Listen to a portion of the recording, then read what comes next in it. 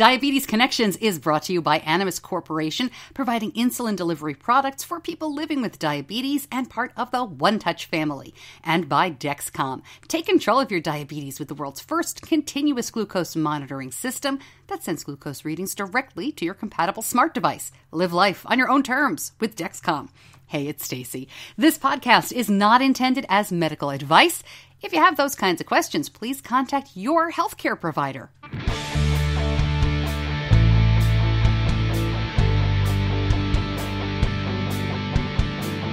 This is Diabetes Connections with Stacey Sims. Today, a bonus episode. Dexcom announces G5 for Android, big news from Apple, and more. I talked to former Dexcom Chief Technical Officer Jorges Valdes.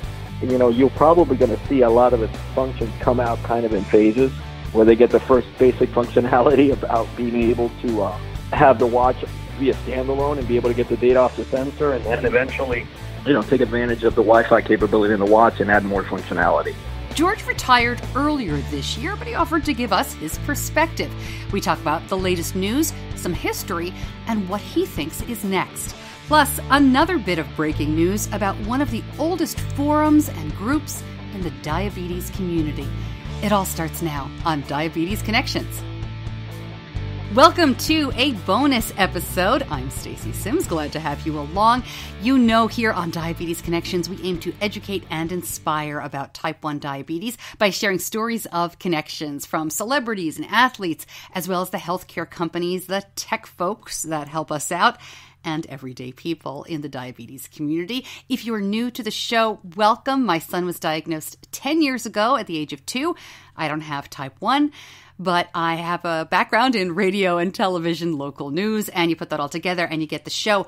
This bonus episode came about because of many reasons. There's so much going on. I'll explain a little bit more about exactly how it all came together.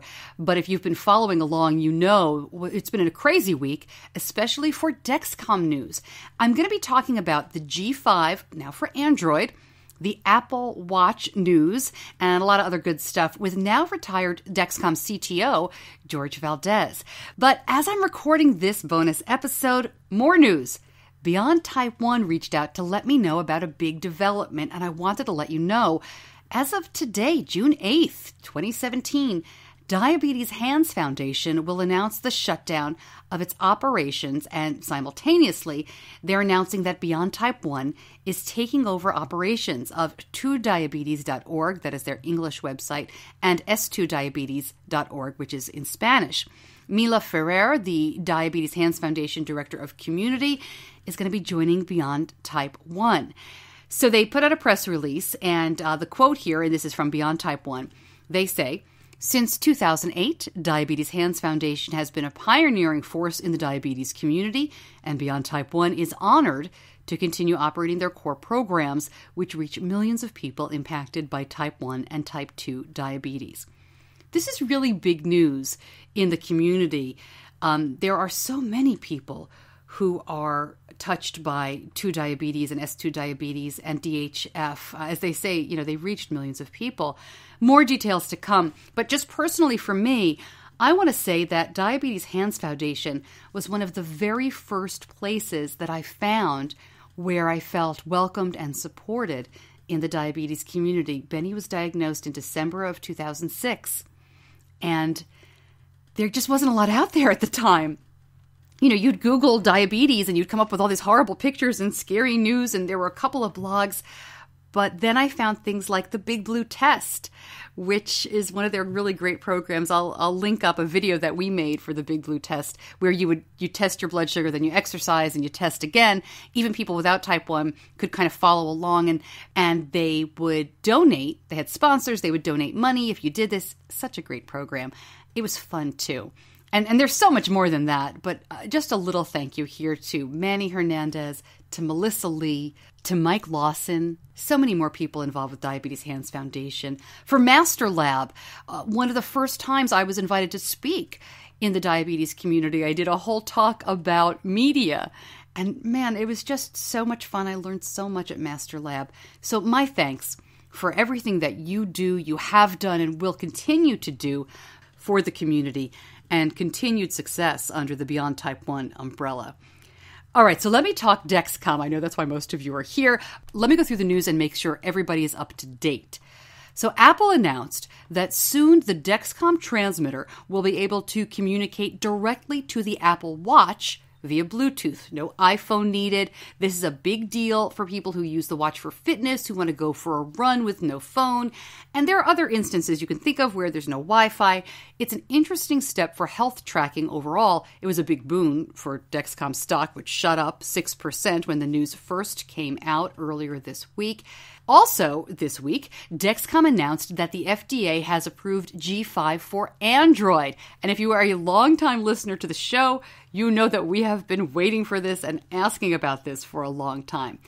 As of today, as of this taping, no timeline, no official announcement of which Android phones it will be compatible with. It will not be all of them. But Dexcom has told me here time and time again that the top phones will be compatible. I am not sure what that means. I am an Apple person, but my understanding, and you can go back and listen to all the Dexcom episodes that we have done, that at least the top dozen phones, if not the top 20 phones, will be compatible. I don't know how many Android phones there are. So that's the breaking news this week. And then here's what happened, how this episode got put together.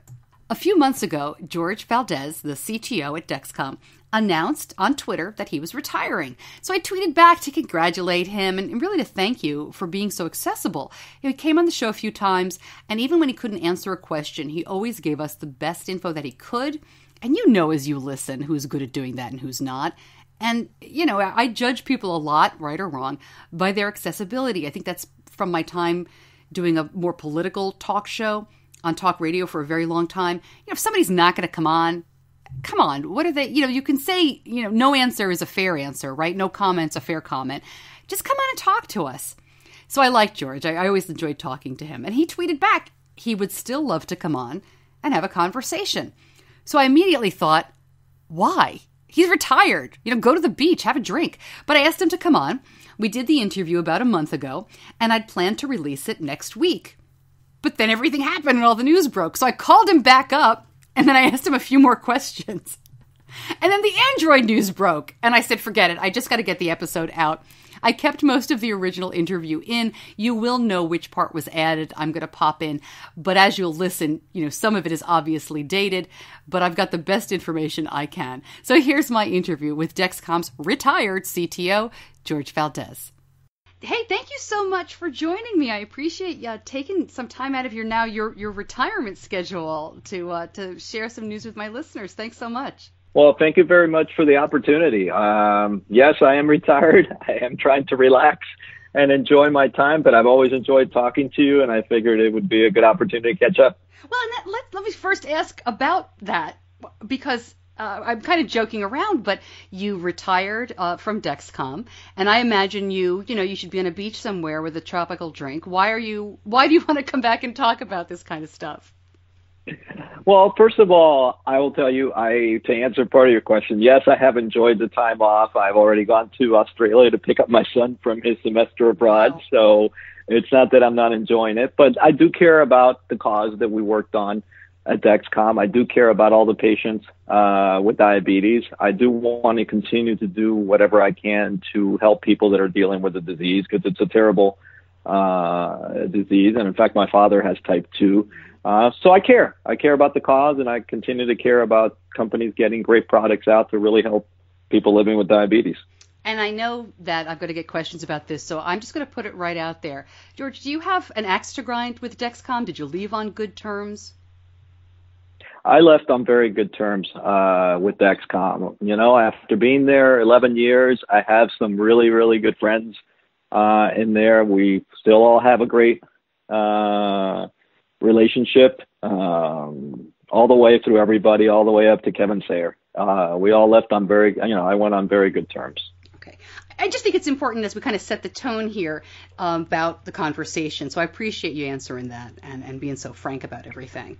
Okay, popping in to say I thought it was important to set the table and make sure we all knew what his motives were for coming on. And now that is settled, the next few minutes you're going to hear is the interview we did this week, the update after the news from Apple came out. But remember, this is still before the Android announcement had been made. Here's that interview. So when Apple made the announcement that it was going to, basically have this Bluetooth connection with Dexcom, no iPhone needed to get the readings, this was not something that was a surprise to you, right? Tell us a little bit about your involvement in what I guess was one of the last things you did with Dexcom. Thank you. We've had a great relationship with Apple over the years, and we've always been discussing with them in private ways to make the solution better for patients. They actually have quite a few employees at Apple that are very, very emotional and really supportive because they have family members that have diabetes and they personally use the solutions. So we've been having a lot of discussions along the way about making the solution better for the patient. Obviously, having the direct connection to the watch was something that was in the works that I could not discuss the last time that we spoke, but it's a request that we put into Apple actually quite a while ago. And I'm really happy that the advocates inside of Apple really push for it hard because I give them a lot of credit. I think it's a great application because obviously, having to carry your phone with you all the time is not the best of solutions for children, sometimes when you go running. So being able to have a solution that connects directly to the watch, and I think it's being done very well. So it's not just a connection to the watch. I don't have all the details, but I think it will switch back and forth between the watch and the phone, whatever is the best location to connect to at that point. So I think it's going to be a very elegant solution that actually opens up a lot more freedom for people monitoring their glucose to do it in a much more discreet way and, actually much less intrusive in your life. Sure. And it seemed like the announcement that Apple made was very broad in a way, saying that this was the first of many health applications. Can you talk, do you know anything about the other things in terms of, is it more the band? Is it the different applications on the watch? I just thought it was interesting that they're trying to make the watch such a health device. Well, I would still a couple things. First of all, Apple keeps their things very segregated between people that they work with, so it's very difficult to know what others are doing. I will tell you from all the conversations that we've had that I definitely see health as one of the driving factors as a use case for the watch that's going to drive a lot of other options. So whether it's fitness tracking, exercise, health-related items, they definitely see the watch platform being able to really add a benefit where people will spend the money to buy the watch. So I would envision that you see more and more health tracking type of items. Whether they're willing to get into something that's more FDA controlled and all, that's a whole separate conversation, and I really don't know where they're at on that side. Most of the work that they're looking at internally are just more down the health-related stuff, and then they're partnering with companies for more of the medical-related. But I think it's a great platform to gather data and then send it up to the cloud and start doing analysis. So I just think what's going to happen in the next 5 or 10 years when it comes to and you can see what they're doing with everything else when it comes to artificial intelligence and analytics that you can run on data and giving people and users and patients better information on how to make their health better, how to modify their lifestyle. I think you're going to see huge advances. And I think that watch is definitely one of those platforms for gathering the data and then also sending the data back to the patient. But they're working in all sorts of areas in there, whether it's cardiac, there's a lot of work. But like I said, they keep it very segregated between companies.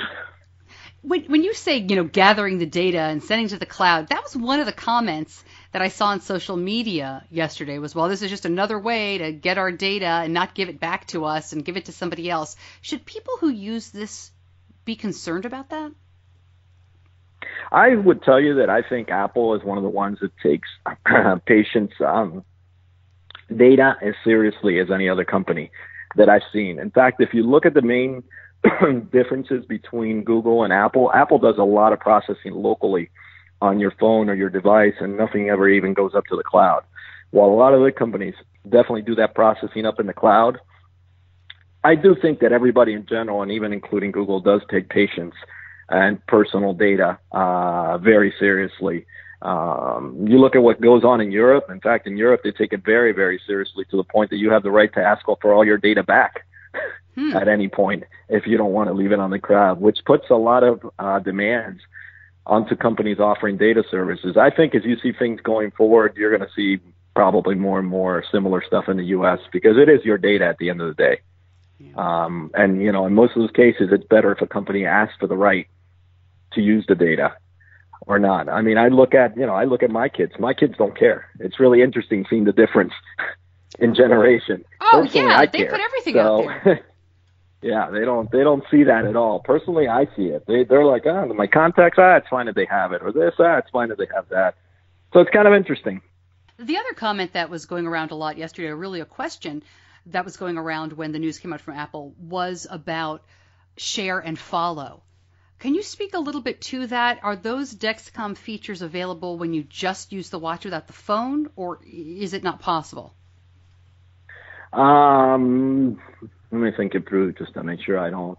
No, because you really need connectivity up to the cloud at some point. So just to be very specific, that watch does connect over Wi-Fi in certain instances, which then would allow you to have some features. But in places where you don't have any network connectivity, you would not be able to get features like that, because you'll notice the watch, if you're in a certain part of your house and your phone is in another portion of the house, the watch does connect to Wi-Fi to get information.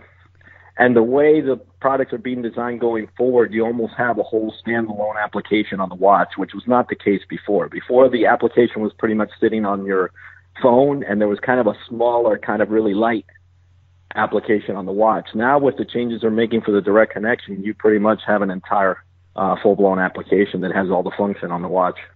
Yeah, because I could see this being very handy for adults, you know, who are athletes and don't want to schlep their phone everywhere. But it's difficult for me to think about getting my son an Apple Watch when he still would need the phone for me to be able to see his blood glucose numbers. Does that make sense? Am I interpreting it correctly? No, it makes complete sense what you're asking. And I think I would tell you that those are all questions that were coming up. I think they're really early in the whole process of this. And I think, you know, you're probably going to see a lot of the functions come out kind of in phases, where they get the first basic functionality about being able to have the watch be a standalone and be able to get the data off the sensor, and then eventually, you know, take advantage of the Wi-Fi capability in the watch and add more functionality. Yeah. Did you ever think that you would get this kind of standalone stuff on the Apple Watch before the Android Dexcom app was out? No. Yes, I would agree with you that the Android one has kind of been disappointing how long it's taken to get that out. Android is definitely much more complicated just because of the numbers of phones and different variants of operating systems. It's a more complicated platform to get things approved than Apple. And I'm going to ask you, because I saw this on social media as well with the announcement, a couple people saying, well, that's why the Android app isn't available in the U.S., because Apple wanted more of the Dexcom business. Like, they must have made a deal with Apple. Can you respond I to would that? tell you that both those companies have worked very well with each other. As far as I was aware of, there is no agreement on either side that limits either one of the two companies from doing anything, neither on the Google side nor on the Apple side. Dexcom is free to work or do with any one of those companies what they need to do for diabetes. Excellent. There are no limitations. The Android thing is what I mentioned. It's just complicated. There's a lot of platforms, a lot of variants of operating systems, a lot of testing. And what you just listened to was the update after the Apple announcement came out, before the Android announcement came out. And the rest of the interview that you'll hear on the show is from about a month ago, talking to George when we didn't have any news of these upcoming announcements. Well, at least I didn't. But there was some interesting news that broke on the day we spoke. You know, it's funny, when I talk to people for the podcast, I always do my research and I read up on people as much as I can, or the companies. And then the day that I talk to you, I will pull up whatever I can find that's in the news. And we're speaking here in the middle of May, and there's an article in Forbes just today about Dexcom because it's ranked number 2 on this year's Forbes list of most innovative growth companies. It was number 4 last year. And they're talking about trying to keep the mission and the product remarkable. You know, Kevin Sayer, as you mentioned, who's the president and CEO. As the former CTO, is that really what it's like? I mean, this article makes it sound like he's like, we've got to get more. It's going to be 10 times better than it ever was. Can you give us some insight into that? Well, what I will tell you, so in all the years we worked at Dexcom, we worked really hard to improve the product and to scale the company. And that was a significant challenge because when I started in 2005, we had no revenue, no product. And last year we built, roughly 6 million sensors. That took all the energy of the entire company just pretty much to scale. What Kevin is bringing up more, and I think he's talked about it openly, is that there's more competition coming. So obviously, yes, there is a lot more pressure now to develop product and to produce things faster because now on top of dealing with the scaling that the company has had to deal with all along, now there's also the issue of having, at least 2 pretty decent competitors, which I think is a benefit to the market overall. And I think there's plenty of space for everyone in the market. But it definitely is putting even more internal pressure on delivering products faster. And the bigger that Dexcom's getting, it's also getting more challenging to get things through the FDA. The scale is bigger. The FDA asks more questions, the more significant you become. So there's a lot of dynamics and a lot of complexity in getting product out the door. So when you say competitors, I assume you're going to be talking about the Medtronic with their new sensor. And is it the Libre? Is that the other one you consider, or am I missing something? No, those are the 2 main competitors, both bringing products from different angles and different demographics. Yeah. See, it's interesting just from where I sit as a person who's, a parent of someone who uses the technology. It just seems like Medtronic has this advantage of owning the pump and the sensor. And I'm always wondering, is somebody going to do something where, Dexcom works with all these different pump companies, but, with the situation, like I'm not a business expert, so I don't want to say anything that might be speculative about the pump companies, but let's face it, they're not making money hand over fist. So I wonder if it would be a situation where somebody buys Dexcom and Animas or Dexcom and Tandem or something like that, or Dexcom could maybe do that. I don't know where, I don't know the realistic expectations of something like that. But is that crazy? Is that crazy to think about? Oh, so let me answer the question this way. First, I want to be careful that I don't speculate on anything. Right, and we're not, this is not the Motley Fool, this is not Stock Market Central. No, I'm answering from my generic information, and I'm trying to stick especially those kind of questions to things that Dexcom has said publicly. Obviously, look, the entire pump partnership in Dexcom, I would tell you, has been one of the most significant challenges over all the years that I was there because, at some point you have kind of different goals from the 2 companies. The pump company wanted to sell pumps and Dexcom wanted to sell sensors. And sometimes those goals were in sync and sometimes they were not. So I don't think any of those partnerships has really yielded what Dexcom was hoping when we started all those partnerships. The pump market is really difficult. I mean, first of all, I would tell you, and I think Terry Gregg has said it, it probably takes $200, $300, $400 million to really start a pump company. And it isn't really just coming up with a technology. It's the entire infrastructure that you need to build to actually have a pump company. And it has to do a lot with the customer service and the expectations that patients have and the sales force. It's not insignificant. When you look at all that, I don't think a single pump company other than Medtronic has ever made money in the pump market. So that's a whole business challenge to be able to deal with. They probably have about 70% of the pump market, and this is a really significant challenge to go up against them. So I think Dexcom's evaluating all the options that it has to try to provide the best solution to patients. But it is an area where it's a challenge, and I think no one there is really happy with the way it's played out so far. And I just to confirm, Terry Gregg is the executive chair of the board of directors right now? Who's the CEO? Yes. Okay. He was the CEO a few years back. Yes, Terry is the executive chairman of the board of directors, and then Kevin is the president and CEO. Excellent. Yeah, it's just kind of frustrating to look as the pump companies and the partnerships to think, well, we want more integration and we want more. How about this partnership with Verily, with the folks at Google? Any chance we could see different technology coming out of that? That one is very exciting from what's trying to be achieved, which is to come up with an even simpler, smaller wearable device, which I think helps it does help the whole experience with the patient, and also from a company point of view, have a less expensive product. And I think this is the point where it's worth taking maybe a little bit of a tangent, because I kind of want to go over kind of my view of where the market is, and it'll help answer your question. Oh, I sure. think part of the challenge with the whole diabetes market is that it's not homogeneous.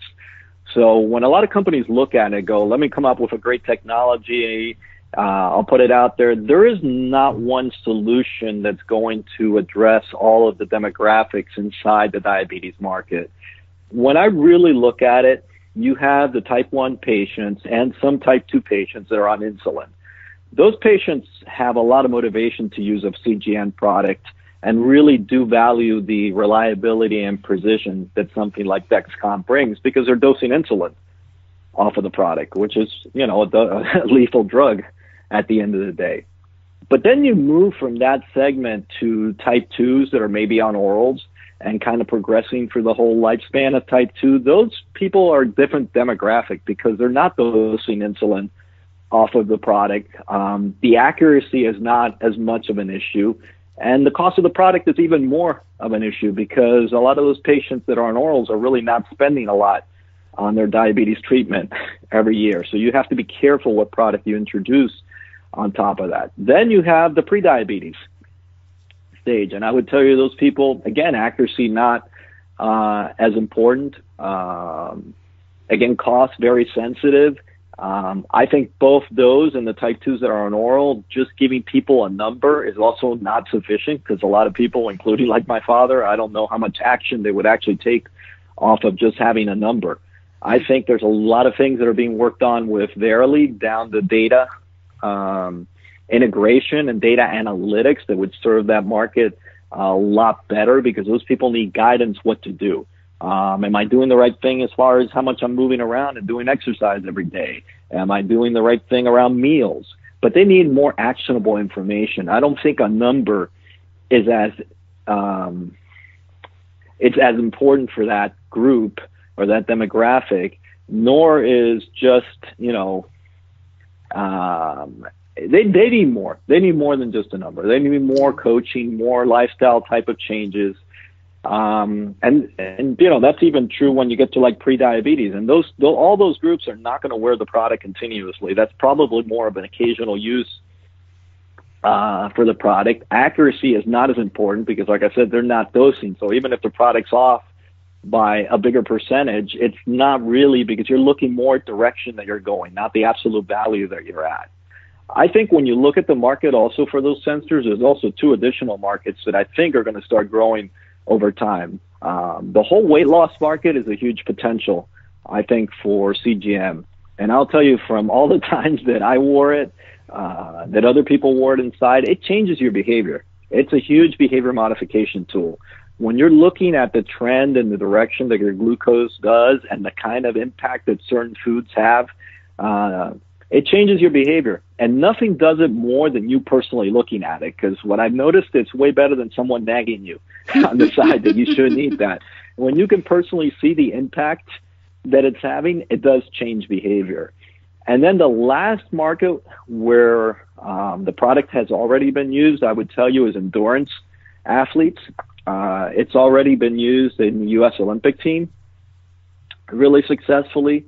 There's a lot of work that other endurance athletes use. For example, Dexcom was continuously doing work with Red Bull and all the endurance athletes at Red Bull, trying to find ways, that's a very competitive market where nutrition matters, and getting even a 1% improvement in performance is really important. And Red Bull was doing yearly trials with sensors on high-end athletes, trying to find ways to modify the training or the nutrition in order to get better performance.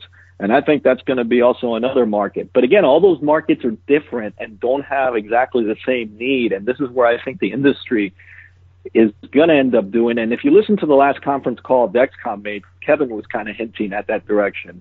Companies are going to have to do a better job of actually developing the right product for the right demographic. It's not as simple as going and saying, hey, I'm going to develop a really small sensor and just slap it on people, and all of a sudden that's just going to work for all these demographics. It's way more complicated than that. It's really interesting to hear about the other uses or the way people are using continuous glucose monitoring. But I'll be honest with you, it makes me nervous because type 1 diabetes, I mean, when you're in the world, it seems like it's huge. But it's a tiny group, really, compared to the general population. Is there a chance that, if endurance athletes and weight loss people and, people training for professional sports, if suddenly CGM starts being geared to those folks, that there's a possibility that either type 1 could be left behind or that it could be looked at as like a vanity product and coverage could stop? I mean, those are real concerns. I don't think it's going to have that kind of impact. And part of my reason for talking to, I hope it actually is motivating companies to go after the different segments, because going back to the point you were making, just in the U.S. is about 1.5 million type 1 diabetics. There's about 26 million or even more type 2 diabetics.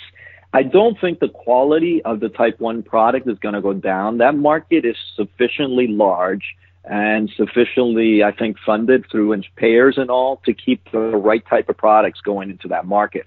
I think where I see a bigger challenge is it's not as easy as taking the type 1 product and moving it to the other markets, because the other markets do definitely have, for example, cost issues where you probably can't, well, for sure you can't afford what a type 1 is spending on CGM in those other markets. And they almost need the data in a more actionable kind of format, even more than what somebody with type 1 has. So I don't think it's going to hurt what type 1 is doing. What I think companies need to do is actually develop even better products that are more geared toward the type 2 and other uses.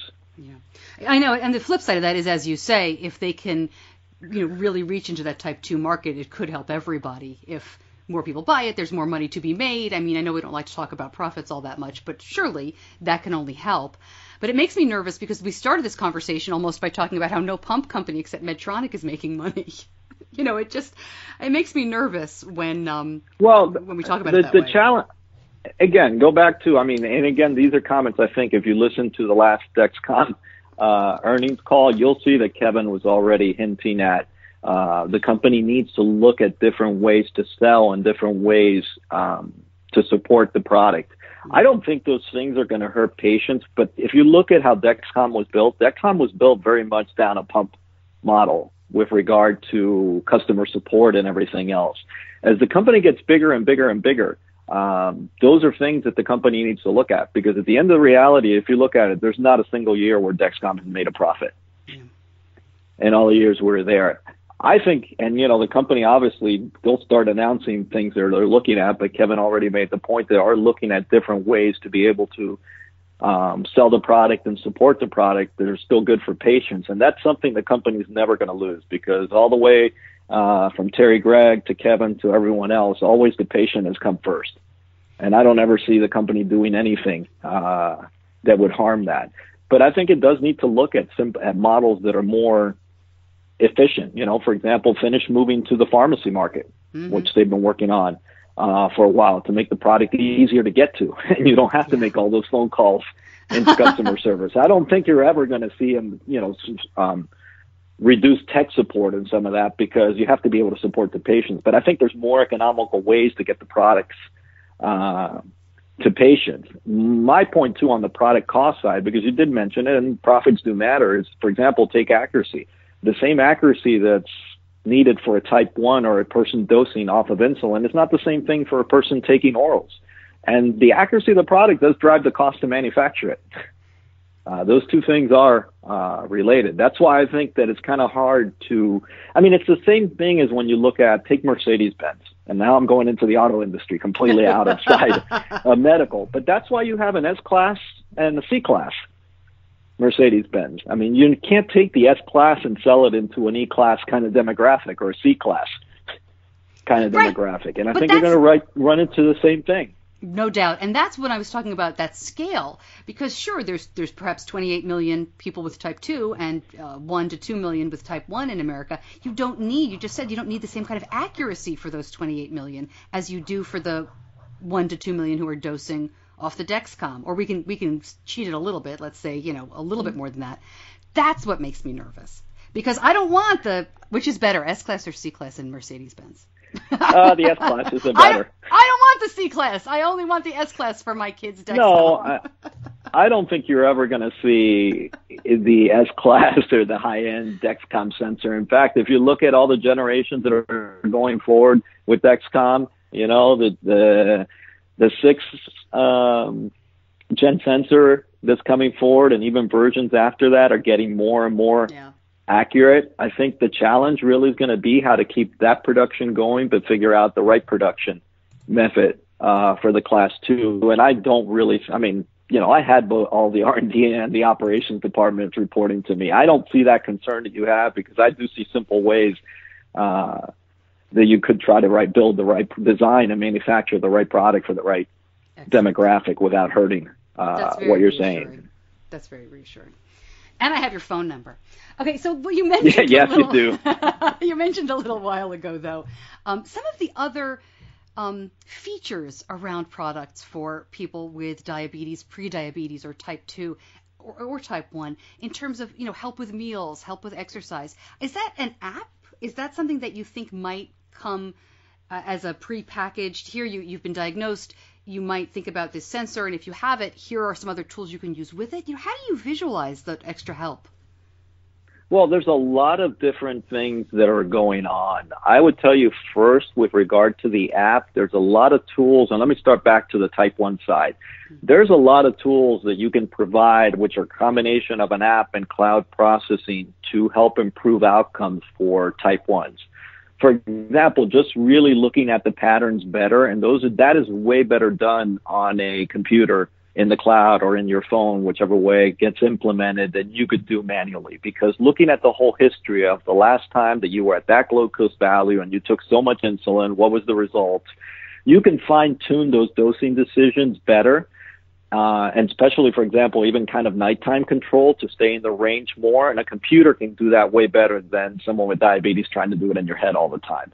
Look at how many times a day you're making those types of decisions. So I think when we started looking at data and started looking at patterns, just getting a dosing kind of algorithm somewhere in the cloud or on the app that would help with all the daily dosing decisions would improve outcomes a lot.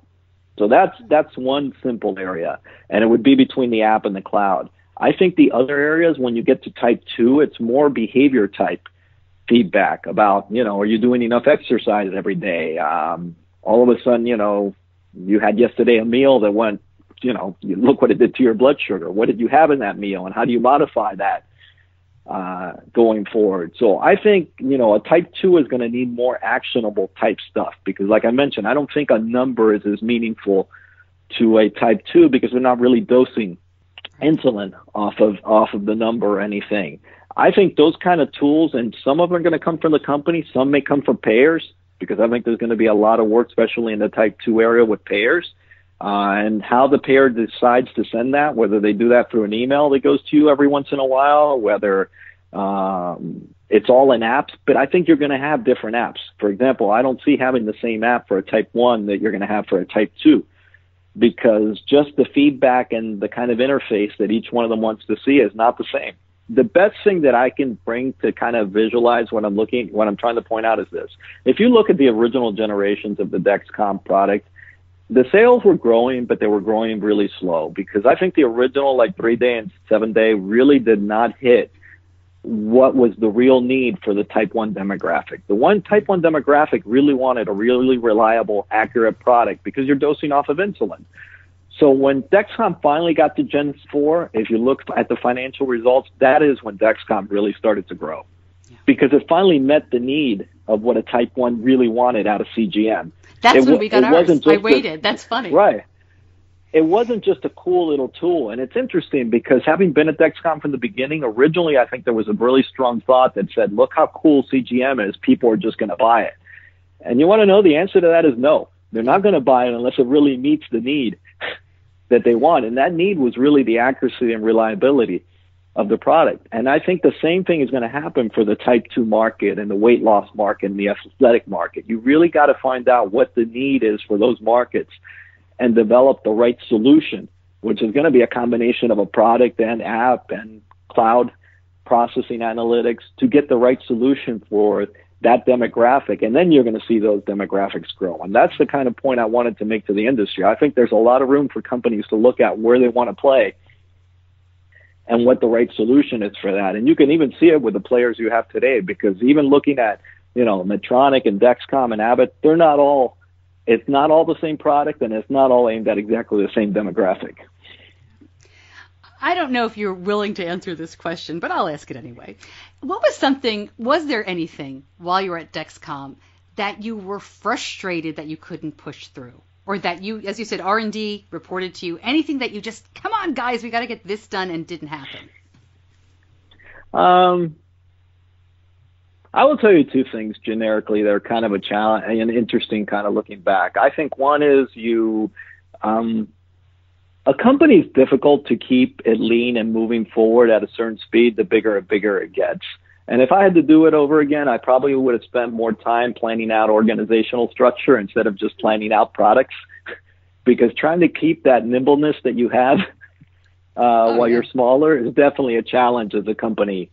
And I think that's true of any company. That's not a Dexcom specific comment. So that's a challenge. I think also that, back to the thing about that maybe one product doesn't serve everything. I think the sooner a company realizes that, the better it is, because obviously when you look at, like I was saying, I don't think that a product for a type 2 has the same accurate needs that a product for a type 1 has. And if you keep applying the requirements that you have for a type 1 or a person dosing insulin to the type 2, it slows down your ability to deliver products for a type 2. If that makes sense. Yeah. Because you're always trying to keep, for example, if you're at whatever, 9% MARD on the accuracy side, you're trying to maintain that, where that's probably not a reasonable number, or a required number, maybe is a better way to say it, for someone with type 2 that's on orals. So I would have gone faster to type 2. But, it's easier saying that now than when you're in the middle of a fire, because I can tell you, growing that company to building 6 million sensors was a tremendous feat that has taken a large group of people working an ungodly amount of hours under a huge amount of stress every single day. Wow. It's really interesting to think about. But see, I don't want to beat a dead horse, so I'll ask it one more time. That's my concern, though, is that if they find that, we don't need a MARD of 9 for type 2, we're going to be fine with, a 10.5 or something, or an 11, and type 2 is happy, and then they find that they can make a ton more money because there's so many more people, is the incentive still there to make the MARD even better and lower for people who are dosing insulin off of it, even though the market's smaller and the profits aren't there? Well, I would tell you that there are, it may not seem like it, but there is plenty of financial incentive in the type 1 market to keep developing the best product for that market. And the single biggest differentiator that Dexcom has had all along over Abbott and Medtronic is the accuracy and reliability of that product. And it would be just foolish for Dexcom to ever give that up. Because if you ask the reasons why patients want to be on Dexcom and not Medtronic, is, the Medtronic sensor goes crazy and gives you all sorts of not valid readings at times. And the Abbott sensor has some of that too. I think the Abbott's better than the Medtronic one, but it still has that issue. And I think when you really get to that type 1 market, if you were to rate what really matters to people, that reliability matters a lot. Trusting that device that it's going to give you the right information, because again, you're about to dose a lethal drug off of it. That matters a lot. That has a lot of value. Recently, so I'm not that worried. Okay, that's good to hear. Recently, there was a big splash. CNBC, I think, said it first, but it's been all over the place, that Apple is looking to get into the diabetes market. And we've known that for a while, but now they're talking about, could we do some kind of glucose watch? Could it be a feature of the Apple Watch? And there were a lot of what ifs in the articles that I read. We're trying to do this. We want to do this. But the cynic in me says they can't even get blood pressure right, which seems to be a little bit easier from a watch perspective. Had Dexcom reacted to that, or do you have any insight in terms of what Apple might mean for the diabetes market? So let me say one thing first. I do not know what Apple's doing internally, but let me give you my view, because I'm one of the ones that first started the relationship with Apple at Dexcom, and we've worked with Apple really closely for like years. So we do have a really good relationship with Apple. What they may be developing on the watch side, I don't know. I will tell you, though, that when you look at solutions, if you could get a solution on a watch to work, maybe it's not good enough for type 1s. Maybe it's good enough for type 2s. It's going to be one of these things where they have a lot of money and they put money into it. They may get somewhere or not. It's got challenges. It's not going to be simple and straightforward. But a watch to me, as you get to the type 2s or pre-diabetes, is a pretty compelling solution just from the ease of use. But again, it's going to be back to, can you actually develop something that's got reasonable enough accuracy for that demographic that you're going? I think it would be really, really difficult from where we are now to try to get to kind of a type 1 product with the accuracy that Dexcom has. But the platform is interesting. That's why Dexcom has worked really closely with Apple for years, for being able to get even the values from the Dexcom system onto the Apple Watch, because we thought the phone was great to use. The watch, just being able to glance down at a meeting and being able to see your glucose value, is really a simple solution to be able to. And every study that's ever come out, whether Dexcom's published it, whether Abbott's published it, the more times you look at your glucose value during the day, the better control you have. Are you glad that you're done with people asking you about when the Android apps are coming out? Yeah, see how I snuck that in? This one's worth, in general, spending a second on. What made the roadmap really, really complicated at Dexcom, and it's a combination of a good thing, but it made things really complicated. Getting the non-adjunctive labeling in the middle of a whole bunch of other items being at the FDA made life very complicated. Because as you can imagine, there were a lot of things that were filed at the FDA pre the non-adjunctive, meaning when the product was still adjunctive. And all of a sudden, the labeling changed. And, of course, the way that the FDA is looking at it, in general, the requirements for a whole bunch of things changed because of that. So just to interrupt. Just interrupt real quick. When you're talking about non-adjunctive claims, to kind of translate here, this was the time that it changed from you cannot use or you should not use Dexcom for dosing insulin to the FDA says, as long as you calibrate twice a day, it is okay to use the G5 for dosing. Am I correct in that? Yes. That okay, is the so point. that's the adjunctive claim. And there were multiple things filed at the FDA already in the middle of that having changed, what had nothing to do with that labeling, but obviously now the FDA is looking at the whole product with a different eye, because now you can dose off of it, which you used to not. Unfortunately, that's made a whole bunch of things complicated. I think Dexcom has always seen the value of Android, and you can see the Android app was actually released in Europe a while back, and the U.S. one is just back to it's gotten really complicated. There's a lot of things going on at Dexcom all in parallel. With each other. And like I said, getting the higher labeling classification at the FDA has made getting all those things finished more complicated. But I can tell you there was no lack of people wanting to get Android out and looking at the value of getting Android out. The other challenge that's really, and it's worth spending a second also on with Android, is that Android's just more complicated than iOS in just the sense of how many handsets are available. When you look at the Apple side, the number of phones and iPads and watches at least is somewhat limited. And just keep this in mind, the FDA does make you test against all those hardwares that you're supporting. When you get to Android, I don't even know what the count is, but it's in the hundreds as far as Android phones that are out there. So also, basically we got down to the point that you had to pick, a reasonable number that you're willing to support. So that's also made the whole process with Android more complicated, because there's a lot more questions that came up with how you're going to support Android that don't come up when you're talking about the iOS side. But it will get out. Oh, yeah, I know.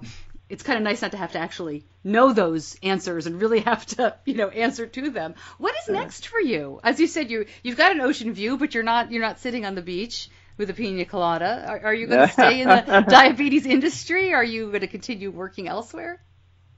Well, let me first start answering this way. I think it's been great the last few months to actually sit back and take a look at the industry from a higher point of view instead of just being buried in the middle of all the day-to-day problems.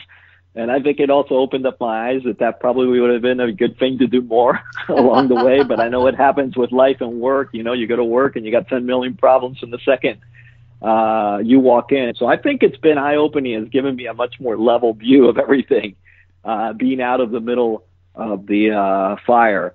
I'm 55 right now, and I'm enjoying the time off right now because I do need to decompress some because it had gotten a bit crazy. But eventually, I'd probably need to find something to do, and whether I end up on some boards for some companies or I find a job that really interests me to do. And at this point in life, I'd do it because it's something that I have a lot of passion about, and I really enjoy. And I did enjoy a lot the ability to help people in diabetes. All the other jobs that I've had that were in telecom, you really never, you build products and all, and you got them out and you were happy you built something, but it's not the same thing as building a medical device company product that helps people, and you get all these incredible letters and emails all the day about how you've changed people's lives and all.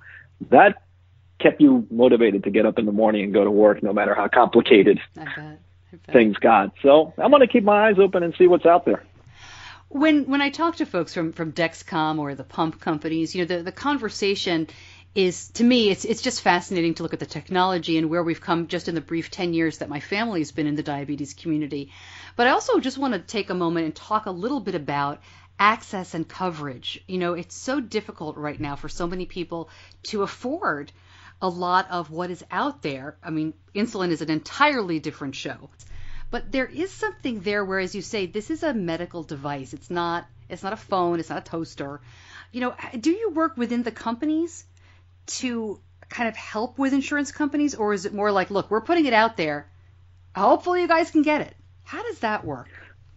Well, okay, so first of all, and let me say something now before I get to the direct answer yours. Now, having retired from Dexcom and having to buy private insurance, it's really opened up to my eyes to how ridiculous the price of private insurance. It's probably got to be the single biggest expense I have. Absolutely. and I'm lucky to be pretty healthy and not have a lot of issues. And it's just insane. I don't see how a lot of people can even afford the insurance. And even here in California, there's nothing other than the Affordable Care Act packages that you can even buy anymore. So it's kind of really interesting. I will tell you that Dexcom, first of all, getting coverage has always been something that Dexcom has worked on, both with the payers and helping patients.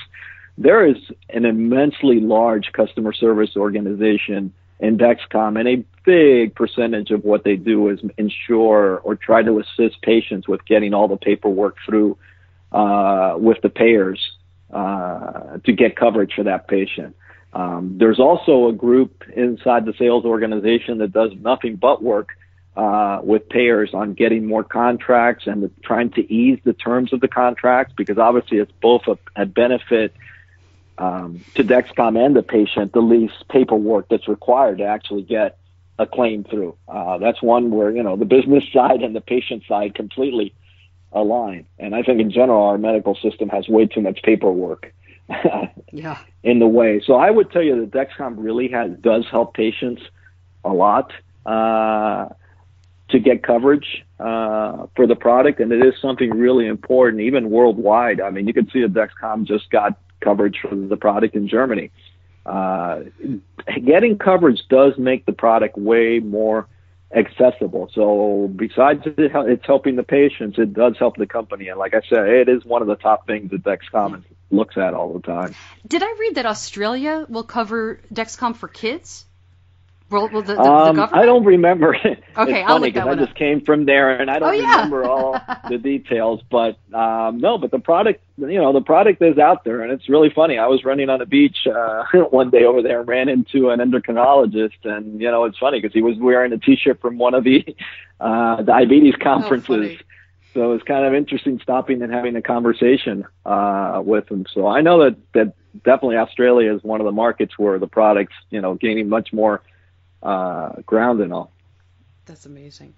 I like I said, I think Dexcom is an absolutely great company. I am so proud of what we achieved in there. I'm so proud of all the patients that we helped, and I think there's an opportunity to help even more patients. And I just wanted to put out some of my view. Now that I've stepped away from it it starts becoming a little clearer, because it's not one homogeneous kind of market, and you do really need to work on slightly different products to meet the different demographics to really help people. But I think it's a great product, it's a great company, and there's a great opportunity to keep helping more and more people. Just for fun and speculation, I'm curious to hear what you think might happen in the next 10 years. So 10 years ago, when my son was diagnosed, 6 months later, we got an insulin pump. 7 years later, which was my choice, it was actually his choice. When he was 9, he decided that he wanted to start with the Dexcom. But as we said earlier, I just didn't think it was something that I wanted to put a second sight on his body until I knew that it worked better. So we were G4, and that's when we started, and have been very happy with it. But what do you think in 10 years, are we really going to see more, either the hybrid closed loops, more pump companies working with Dexcom to have an actual closed loops, or are we going to see, different things altogether? You're going to see different solutions for different types of patients. I think you're going to continue for the really high-end patients where the pump really helps. I think you're going to continue to see evolution of the combined sensor and pump. And Medtronic has not been very secret about all the steps that they're taking in their process going forward. And I think that solution is going to be great for a certain segment of the market because it takes away a lot of decision making and a lot of concerns. And even if it's mostly effective at night, I think that's going to meet a lot of need. And those systems will get better, and it won't be just Medtronic eventually, because even though the other companies are behind, they are coming with solutions. So that's one segment of it. I think for type 1s, you're also going to see better solutions for patients using CGM and MDI, because I do believe that the CGM and the MDI combination can get really close to what a hybrid closed loop or some type of closed loop solution, because getting analytics behind the decisions for dosing will greatly improve the outcomes. And some people are just not going to want to be on a pump. I mean, pumps today are 30-something% of the market, and maybe it goes up a little, but I don't see all of a sudden 70% of the market becoming pump users. And then I think you're going to get more of a Verily type solution with better analytics and lower cost and all to meet the more occasional use that you get into, whether you're type 2 on orals, whether you're pre-diabetes, whether you're in the athletics. That's the one that needs probably the lower accuracy kind of sensor, lower cost system, way better cloud analytics, because those people need way more actionable data coming to them more than just a number. So I think you're going to see, if you look in 10 years, you're going to see those kind of three big demographics. And I think what you're going to definitely see grow the most is going to be type 2. And look at it, from what you said, it's taken 10 years to get the type 1 market to where it is with CGM. It's going to take, my view, 5 or 10 years to get the type 2 market to that level. It's going to take a lot of work, a lot of clinical trials to show the outcomes, a lot of developing the right products for it. Well, George, thank you so much for spending some time with me. Maybe we can check in now and then, keep us posted on your adventures, and run some other things by you as they come up. I really appreciate your time. Well, I've always appreciated talking to you, and I hope people appreciate, I wanted to get some of the information out, and I'll always be open to sitting down and talking. It's my pleasure.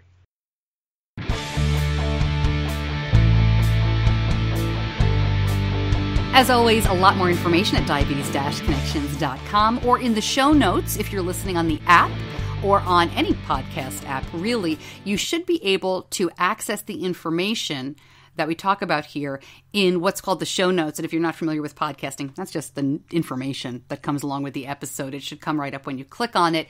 And when the app came out, the official Android and Apple app for Diabetes Connections, I started adding a lot of links into the app as well. So hopefully you can get the information there or on the website. And all the information I have from Dexcom, a couple of articles, and also the information about Diabetes Hands Foundation and Beyond Type 1. So what do you think? As I look at the watch news especially, this is not very helpful for us. My kid is 12. He does not need an Apple Watch, although he is lobbying hard for one. And he always has his phone on him. So I don't know that this is a big deal immediately. But I like where it's going. I think the more access that we can have to technology like this to make it easier when big companies like Apple get involved. You know, as you heard me and George talk about, this is business, right? And Dexcom cannot be in business if it cannot make money. So the more partnerships and the more optimism there is about this kind of thing, it's excellent. For right now, we are still using the Pebble watch as long as Pebble, which is really no longer in business, but as long as it keeps on working and the folks at Night Scout keep figuring out how to, make it keep working, I guess. I'm relying on them. But that's what my 12-year-old will stick with for now. We shall see. But I do think there's a lot of great stuff going on, and I hope to keep you posted about all of it. All right, lots of good stuff coming up in the weeks to come. I will break in when I can, in terms of breaking news with bonus episodes like this. Tuesday's episode, our regularly scheduled programming, is a really fun one. I'm continuing to follow the Bike Beyond folks. The cyclist that I'm profiling in the next episode is so fascinating. He was diagnosed in his native India, but he's from the UK, and he's already cycled from London to Paris. So I'm thrilled to bring you his story. And I'm also talking to an American family from Minnesota who spent 9 months international travel. They lived in all these different countries. Family of 4, mom, dad, 2 kids, and their daughter has type 1 diabetes. So how did they do that?